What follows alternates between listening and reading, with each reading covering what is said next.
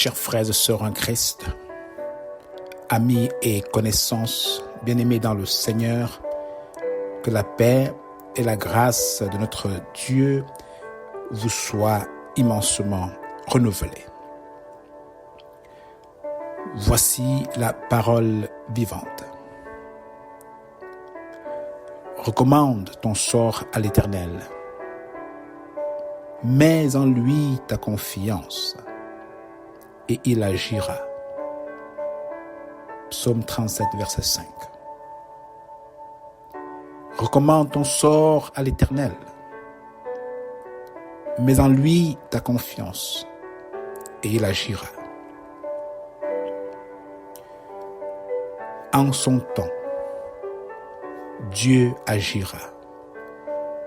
Tel est le titre de notre méditation du jour.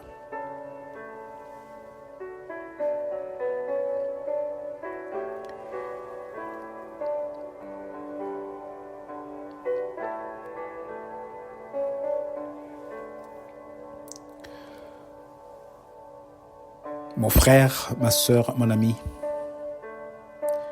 je vais commencer par te partager une vérité que nous devons tous connaître de Dieu. Cette vérité est que le Dieu que nous servons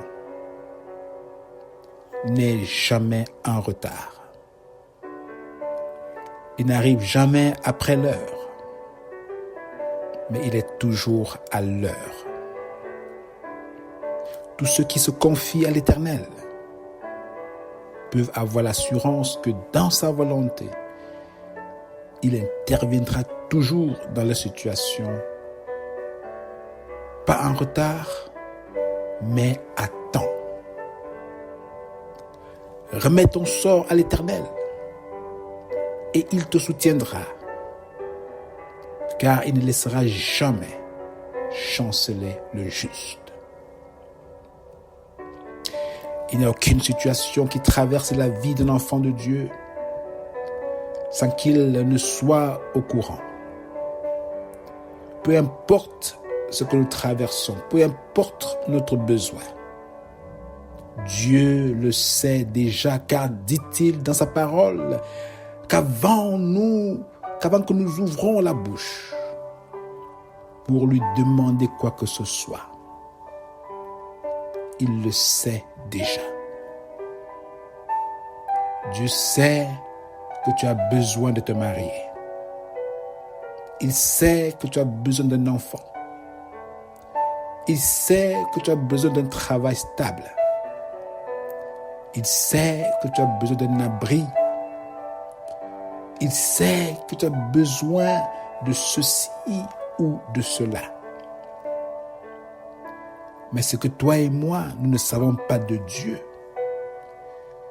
c'est quand, à quel temps est-ce qu'il va agir en notre faveur.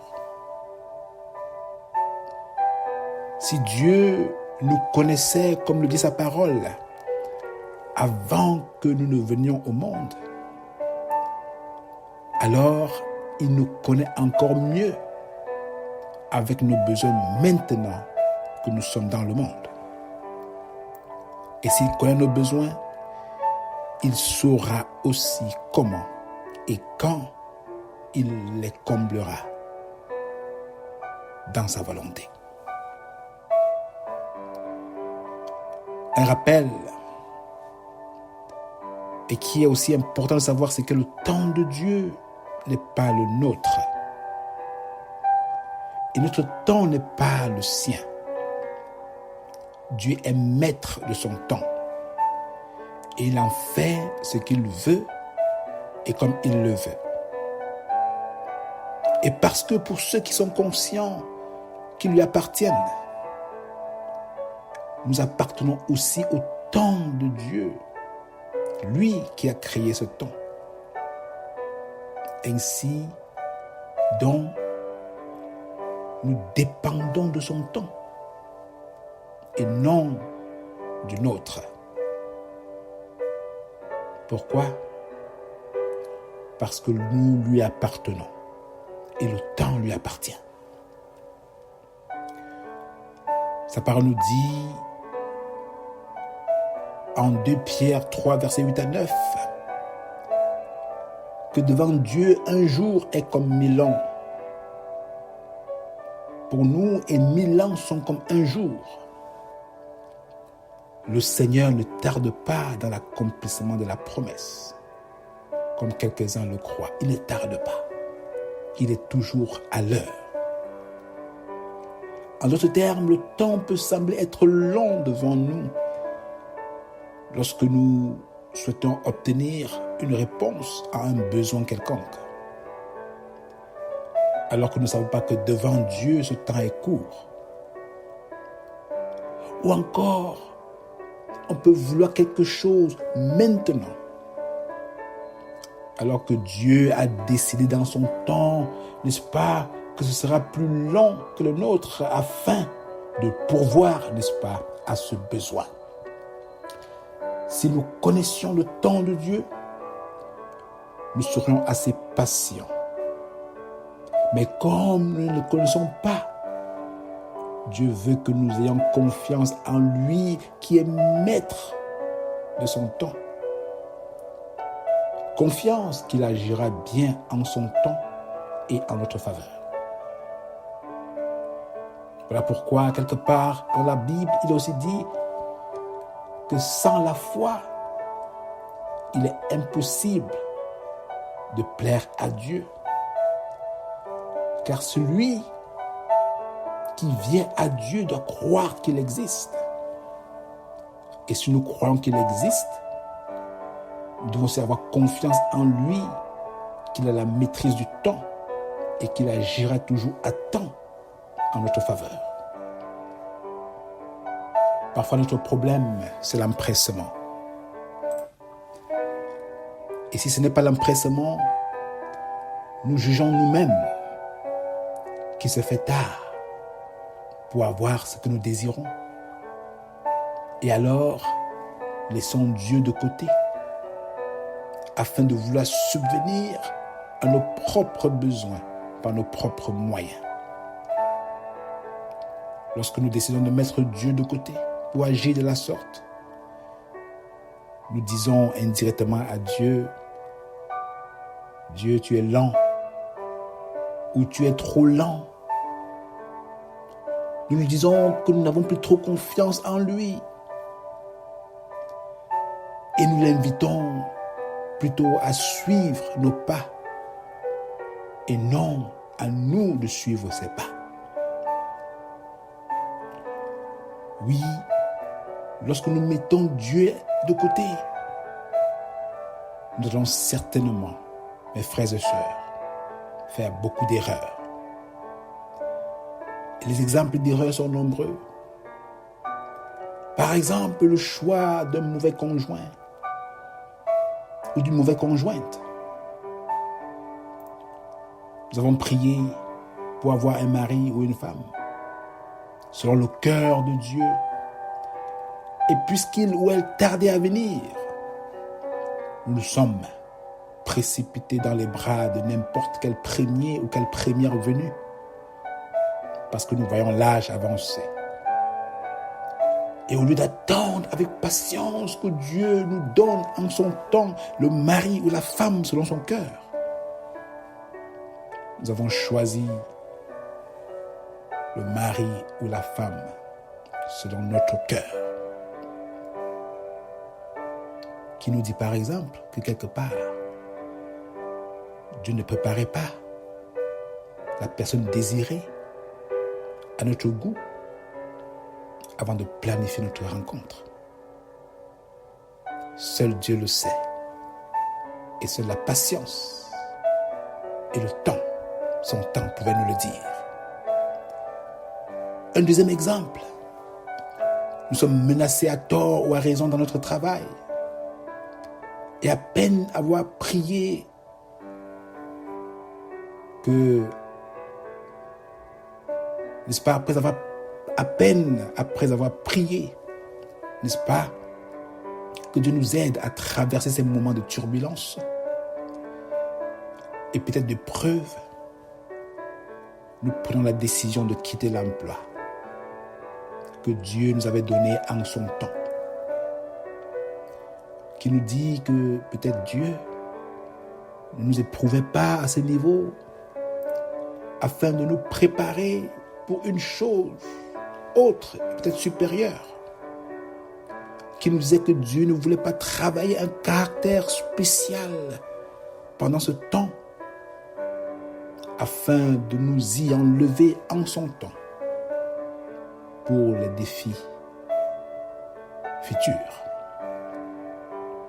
Quitter de manière prématurée le travail n'a pas donné l'occasion à Dieu d'agir en sa manière pour notre bien. Un troisième exemple, il se pourrait que tu as échoué à un examen. Et voilà, au lieu de continuer d'apprendre et chercher à passer cet examen de manière légale, tu as utilisé tes propres moyens pour acheter le diplôme et passer en classe supérieure. En achetant le diplôme, au lieu de continuer à travailler fort pour réussir, nous aurions empiété sur le temps de Dieu en lui disant qu'acheter le diplôme était beaucoup mieux que passer normalement notre examen. Oui, les exemples sont nombreux. Et les mots d'or que le Seigneur veut nous communiquer aujourd'hui, mon frère, ma sœur, sont l'attente et la patience. Voilà les mots d'or. L'attente et la patience. Confie-toi en l'Éternel de tout ton cœur et ne t'appuie pas sur ta sagesse. Dieu veut que nous déchargions sur lui nos soucis et nous dit d'attendre et d'être patient afin de voir quand et comment il agira pour nous. Il est fidèle et agira toujours dans sa volonté pour répondre à nos besoins.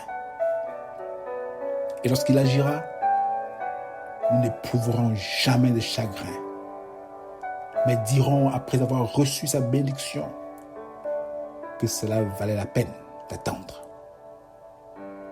D'attendre que Dieu nous ouvre sa porte pour notre mariage, en nous donnant l'homme ou la femme selon son cœur. D'attendre qu'il nous ouvre sa porte pour notre emploi, sa porte pour l'école, sa porte pour l'achat d'une maison, sa porte pour l'achat d'une voiture, sa porte pour l'acquisition de ceci ou cela. Quand c'est Dieu qui bénit, nous sommes réellement bénis et saurons, comme sa parole le dit, que sa bénédiction ne s'accompagne d'aucun chagrin. Tu sais que pour nous, l'attente peut être longue et difficile. Mais au lieu de tomber dans l'empressement et subir les erreurs, implorons plutôt l'aide de Dieu qui nous donne la force de supporter, d'être patient jusqu'à ce qu'il agisse en son temps. Prions qu'il nous donne de ne pas être remplis par notre besoin au point d'en être aveuglés, mais d'abord qu'il nous remplisse de lui-même et que dans l'attente, nous soyons inondés de sa présence dans notre vie. Prions qu'il nous fasse, ou nous donne la force de faire de lui nos délices, afin qu'il nous donne en son temps le désir de notre cœur. Prions qu'il nous donne de garder confiance et foi en lui, qui sait plus que quiconque notre besoin et comment il y subviendra. Veux-tu prier ainsi? Si oui, fermons nos yeux et prions.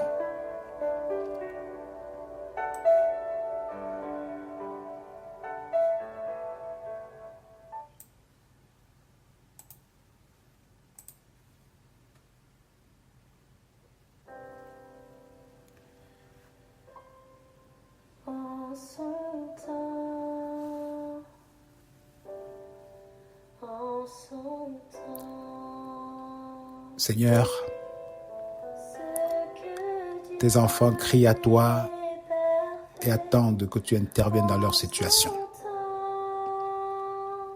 Beaucoup ont perdu la force pour t'attendre et sont tentés d'agir sans toi pour subvenir à leurs besoins. Nous te prions, toi, ô Dieu qui est fidèle et qui agit toujours en ton temps, de les visiter, de leur redonner la force de tourner leur regard vers toi pour n'attendre que de toi, qui agit toujours en ton temps pour notre bien. Merci de le faire, ô Père, au-delà de ce que nous t'avons demandé aujourd'hui en ton Fils Jésus-Christ, par qui nous avons prié. Amen. Amen. Sois béni mon frère, sois béni ma sœur et passe le mot, afin que d'autres aussi puissent attendre à Dieu patiemment et de l'opportunité d'agir en son temps. Si vous voulez en savoir plus sur ce Dieu, n'hésitez pas à nous écrire à parolevivantedujour@gmail.com. D'ici à ce que nous voyons la prochaine fois, je prie que ce Dieu demeure avec vous, qu'il vous fortifie, qu'il vous garde, qu'il vous protège, qu'il comble vos besoins en son temps. Soyez bénis. Bonne journée et à bientôt.